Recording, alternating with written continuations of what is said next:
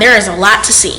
Jefferson, I'm joined by our new library director, Jason Kucsma. So thank you for joining us, Jason. Thanks for joining me. What should library visitors expect from you in this new position? You know, people have asked what to expect under my new leadership, and unfortunately, my predecessor, Clyde Scholes, he had brought me here in February of 2015.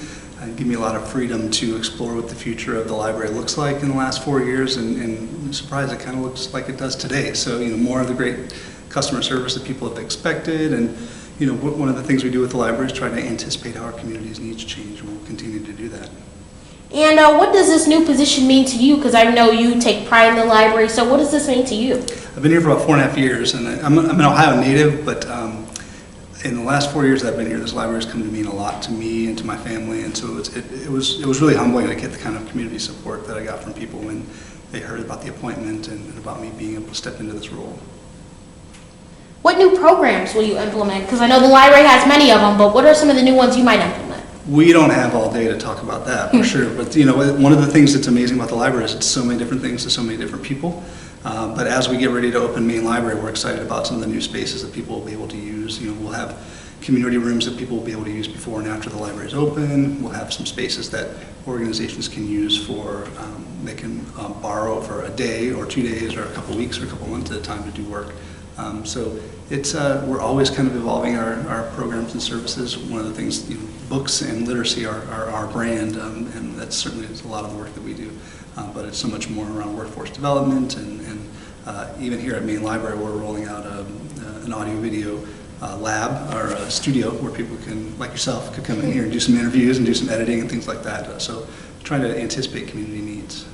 And what are you doing to fix the recent ebook problem with one of the publishers that do publish books in our library? That's a very good question about the ebook situation, because we're really frustrated that, you know, we want to try to provide universal access to information and ideas, and some of the publishers are trying to restrict that. So what we're trying to do right now is to have be advocates for our communities, and to work, you know, myself and other directors around the state and around the country are trying to really speak with a unified voice on behalf of our communities, that we need access to these resources, and embargoing them for any amount of time or restricting access to them does a disservice to readers.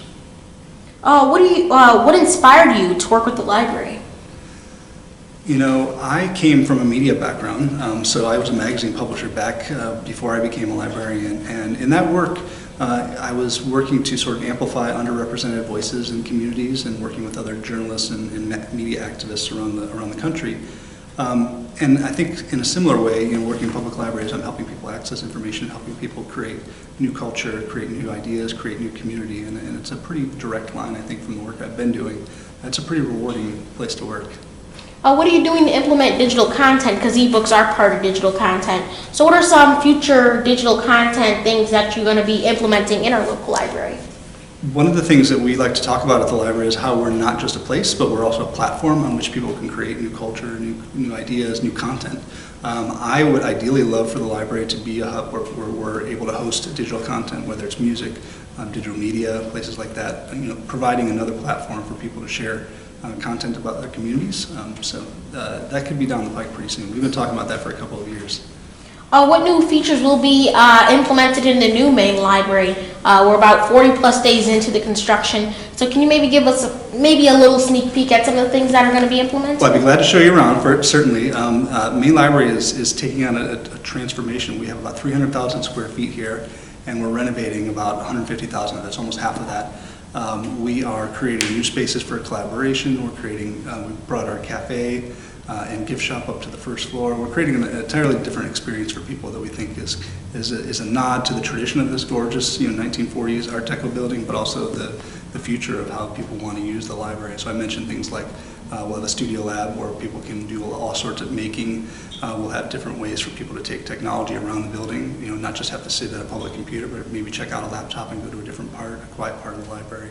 So we spent a lot of time in the last 20 years since we did the renovation thinking about how differently people would like to use main library and try to accommodate as many of those needs as possible.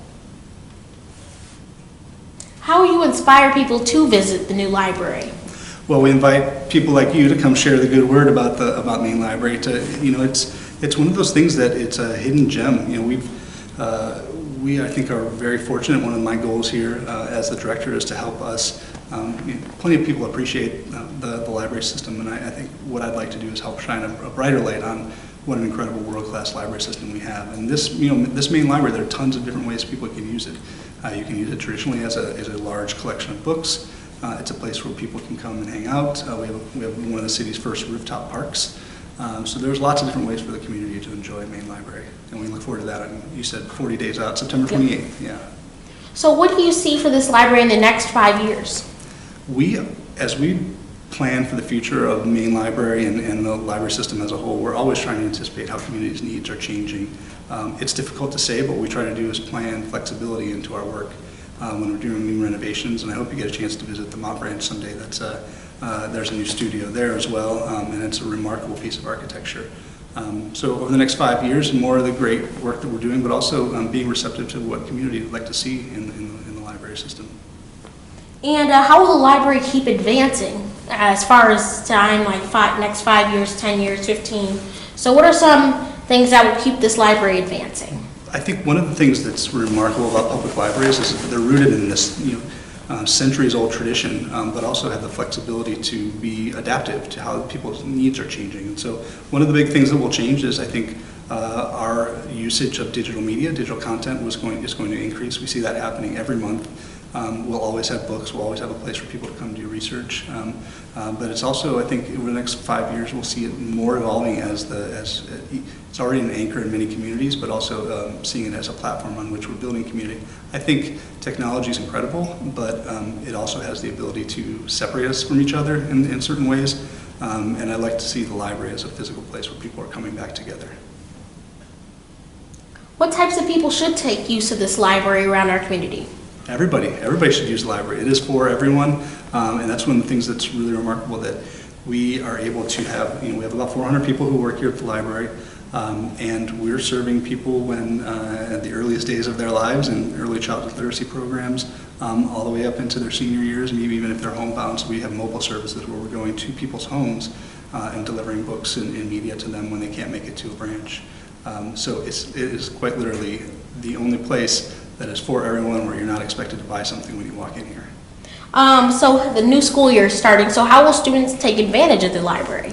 Well, we hope that one of the things that they'll take advantage of is a service called tutor.com that we provide for folks, provide for students, and it's an online software program that gives people tutoring, or gives the students tutoring help on the subjects that they need. That's certainly one of the ways, and certainly those reading lists as a place to study too. I was just in a meeting where we were talking about how a number of our branches that are near high schools become de facto study halls